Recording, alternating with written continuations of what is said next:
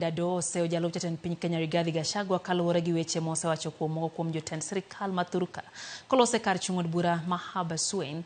Ado okoni dwaro ntiere mondo mi jotelo nyis luore kindgi kaka yor jiwo achiel mar oganda kendo jiwo weche dongruok matimore kinde ma jotelo mamoko mathurka bende osejiwo jatend piny Kenya mondo mi onyis chia mar telo kokalo e riwo ogendini duto mathurka. Rigathi Gachagua, we are tired of your rhetoric. We are very tired of your rhetoric. It's unbecoming. It's unbecoming of a deputy president. Stop attacking government officials. Stop agitating for the opinions of few people. We are all Kenyans. We need to develop as a country, as a nation.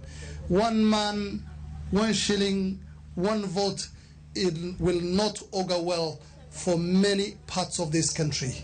If you understand very well, there have been regions in this country like the one you are agitating for that have had seamless and constant development from the time we achieved independence. And there are regions like the one we are living in and we are in right now, which have been marginalized for almost the first 50 years of independence. Please start thinking like a statesman. Start thinking like a Kenyan leader.